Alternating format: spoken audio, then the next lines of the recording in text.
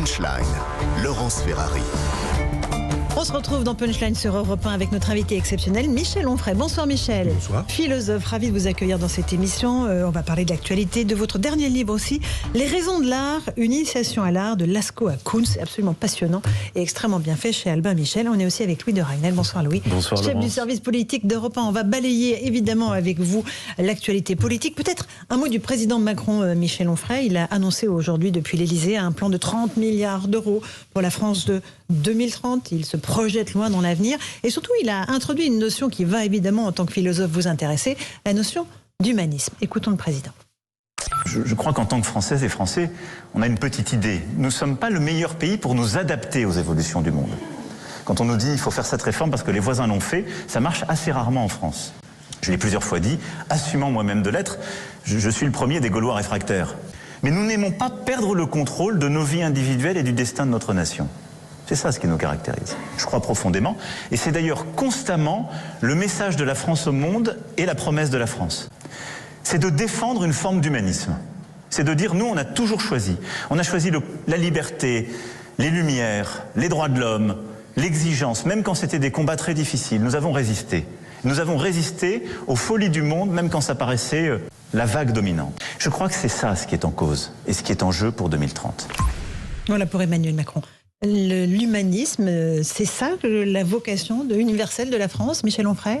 C'est une bonne dissertation de classe terminale. C'est ça. On peut envisager. Vous avez 2 heures. Classe prépa, là, mais on n'y croit pas. C'est ça le problème avec Emmanuel Macron, c'est que moi, quand il dit quelque chose, j'attends toujours le lendemain qu'il ait dit le contraire ou fait dire le contraire.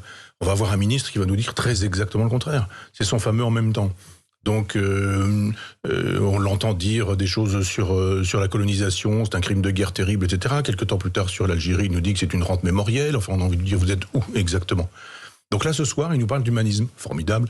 Mais c'est quoi l'humanisme ? Il n'a pas l'air de trop savoir. Ce sont les valeurs, il nous dit les valeurs de la France. Lesquelles ? Les valeurs de la France. Il nous dit tout et n'importe quoi. Non, la France, ça n'existe pas. Je ne sais pas si vous vous souvenez. Il nous a dit qu'il n'y avait pas de culture française. Donc après ça, il nous dit oui, non, j'ai pas dit ça. J'ai dit qu'il y avait des cultures en France et puis etc. etc. Bon, c'est juste un garçon sympathique. On attend qu'il grandisse et quand il sera un grand garçon et qu'il aura une pensée vraiment faite, construite et constituée, on pourra l'écouter. Mais est-ce que cette vision quand même qu'il développe pour la France, elle n'est pas constitutive, encore une fois, de notre nation ? On a des valeurs, elles ont rayonné dans le monde entier. On ne peut pas dire qu'elles rayonnent aujourd'hui dans le monde entier comme elles l'ont fait. Il se moque de la France. Il se moque de la France. Vous avez une vision très noire du président. Non, pas très noire, très lucide. Je pense que les gens qui ont voté le traité de Maastricht ont dit très précisément il faut nous diluer cette France dans un ensemble européen qui sera pour le coup une grande machine libérale dans laquelle finalement des technocrates vont faire la loi. Donc les Français, ça va bien quoi. Ce sont des Gaulois réfractaires, les Français. Donc voilà, antithèse. Deuxième partie de la dissertation, je suis le premier des Gaulois réfractaires. On aura une synthèse, hein, on l'attend, moi je l'attends avec une vraie gourmandise et une vraie curiosité, mais il n'est pas crédible dans le rôle de président de la République. Ça va faire 5 ans. Quand on a des valeurs, on les montre. Quand on dit qu'on a des valeurs, on fait savoir lesquelles très précisément, mais les valeurs comme ça, en l'air, non, je dirais peut mieux faire. Alors, 8 sur 20. Je m'en sais vers Louis de Ragnel. Moi, j'avais une question à vous poser, parce que ce qui est intéressant, c'est que là, le président a parlé de réindustrialisation du pays, et vous déplorez très souvent l'effondrement de la civilisation occidentale, et donc notre pays, la France. Est-ce que son plan de réindustrialisation, est-ce que vous voyez quand même une intention, une volonté de la part du président, à travers la réindustrialisation du pays, justement, d'essayer de restaurer cette civilisation dont vous déplorez justement l'effondrement et la chute ? Non mais ça ce sont deux choses et on ne décrète pas la réindustrialisation. On ne dit pas on va réindustrialiser la France. Ah bon, comment ? Qu'est-ce que vous allez faire ? Donc là, ce sont des belles propositions, mais il ne vous échappe pas qu'il est en campagne présidentielle. Donc ce sont des propos de campagne présidentielle.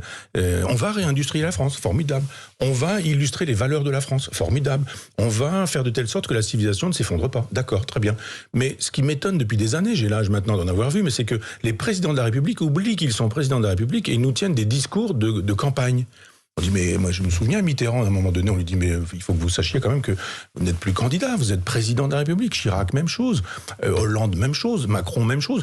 Puis au bout de 5 ans, ils nous disent, il me faudrait 5 ans, j'ai pas vraiment eu le temps. Là, il va nous faire le coup, du Covid. Il a quand même empêché le gouffre, ça aurait été formidable, c'est un grand homme. Les gilets jaunes, peut-être. Les gilets jaunes, bien sûr, vous avez raison. Et donc vous lui accordez aucun même pas le crédit d'une volonté Moi, je crois ce que je vois. et pas ce que j'entends. C'est-à-dire que c'est le règne du mensonge, c'est le règne du verbe qui ne vaut plus rien, de la pensée, de la parole démonétisée, de la pensée vide et creuse. Moi, je juge désormais les gens sur les actes. Et presque 5 ans d'actes d'Emmanuel Macron font la démonstration qu'il n'aime pas la France, il n'aime pas les Français, il aime le pouvoir qu'il a sur les Français. Il aime le pouvoir qu'il a sur la France. Et c'est assez souvent le cas. Vous savez, moi je connais des maires, des présidents de région, des conseillers généraux, je ne sais quoi. Ils aiment beaucoup moins leurs administrés que le pouvoir qu'ils ont sur les administrés. Alors il y a un moment donné où il faut les séduire, hein, il faut recommencer, il faut repartir pour un quinquennat. Mais en 5 ans, on a le temps de dire, non, moi je crois à cette civilisation et je vais le montrer. On s'en va pas partout dire qu'on est détestable, qu'on est haïssable, qu'on n'a fait que des choses terribles. Oui, on a fait des choses terribles, bien sûr, mais on n'a pas fait que ça. Aujourd'hui, un homme est mort, c'est le dernier compagnon de la libération. Moi, j'ai eu de la peine de découvrir cette information. Mais je me dis... Hubert Germain. Oui. Qu'est-ce qu'on peut faire pour cet homme quand n'importe qui aujourd'hui a droit aux hommages aux invalides, quoi ? Qu'est-ce qu'on va faire pour cet homme ? Qu'est-ce qu'on va inventer de plus ou de mieux ? Moi, j'aimais bien Belmondo. Mais je veux dire, il y a un moment donné, ce qu'on a fait pour Belmondo, c'est très bien, d'accord, mais on fait quoi pour Hubert Germain ? C'est un héros, cet homme. Ça a été un homme fantastique, comme tous les compagnons d'elle. Mais qu'est-ce que vous voulez faire de plus maintenant ? Et vous, du coup, qu'est-ce que vous voulez faire de plus ? Dans ce que vous dites, c'est vous trouvez qu'il y a peut-être trop d'hommages nationaux parce qu'on a l'impression depuis quelques mois, il y a énormément d'hommages nationaux. Ça prend une ampleur considérable dans la population. Et est-ce que moi je trouve il y a 2 sujets qui sont intéressants. C'est à chaque fois ce sont des hommages militaires. Est-ce que du coup ça veut dire qu'il n'y a plus que cette institution qui tient encore à peu près la route ? Et puis la deuxième chose, est-ce que ça dit beaucoup de cette France qui regarde du coup beaucoup vers le passé, qui est assez nostalgique de tout ça ? Je pense que l'armée française, elle obéit. Vous savez, il est le chef des armées, le président de la République. Donc je pense que les militaires n'ont pas grand-chose à dire. Je vous rappelle, au cas où vous l'auriez... Et sur la symbolique, vous pensez qu'Emmanuel Macron joue là-dessus parce que justement c'est une des dernières institutions qui représente encore quelque chose de grand aux yeux des Français ? Moi j'étais la pauvre armée qui est tellement maltraitée. Enfin, on peut parler de l'armée si vous voulez, mais quand Belmondo est mort, moi je suis passé en taxi devant les Invalides et il y avait un grand écran dehors et puis il y avait une multitude de cartes de CRS parce que l'hommage, évidemment il était télévisuel, mais globalement on avait choisi les gens qu'il fallait choisir, quoi, les gens bien. Et puis de l'autre côté il y avait quoi, 200 personnes, 300 personnes dans la rue. Et puis après on nous fait une espèce de truc comme ça, oh là là, c'est comme Bernard Tapie, vous avez vu les plans. Il faudrait qu'on fasse un jour une analyse de ce qu'est un plan d'un point de vue de la caméra. C'est-à-dire qu'il y a eu un hommage pour Bernard Tapie dans un stade de foot marseillais. Très bien. Mais il y avait peu de gens. Très très peu. C'est-à-dire quand vous regardez sur les bords, les cadres, il n'y avait pas grand monde, quoi. Il y avait foule. Mais il n'y avait pas plus de monde pour l'hommage aux soldats français qui a été tué au Mali non plus. Mais évidemment, parce qu'il y a des hommages pour tout le monde sans qu'on sache pourquoi, et puis comment ça se passe, qu'est-ce qui a lieu véritablement. Il y a un moment donné où il y a une époque, il voulait être Jupiter, Macron, mais il faut être jupitérien. C'est-à-dire paroles rares, gestes rares, mais gestes profonds, gestes qui signifient véritablement. Si on met dans la cour des Invalides un petit crayon à papier avec un petit morceau de scotch sur le cercueil de Jean d'Ormesson, bon, d'accord, c'est bien, très bien, c'était très bien Jean d'Ormesson, mais c'est pas Malraux. Ou c'est pas Malraux avec Jean Moulin, il y a un moment donné où il faut faire attention, quand on utilise les symboles mal à propos, on ne peut plus jamais les utiliser. Qu'est-ce qui est grand quand tout ce qui est, je vais pas dire tout ce qui est petit, mais quand des gens qui ne sont pas grands méritent la panthéonisation. Aujourd'hui, c'est de la politique politicienne qui fait que on veut absolument sont panthéonisés. Tous les chefs de l'État veulent ça. Il y a un moment donné, on peut dire, mais Giscard, par exemple, n'a panthéonisé personne. Peut-être estimait-il d'ailleurs qu'à part lui-même, personne ne méritait la place. Mais je veux dire qu'il y a un moment donné où quand on panthéonise tout le temps, on panthéonise nulle part et jamais.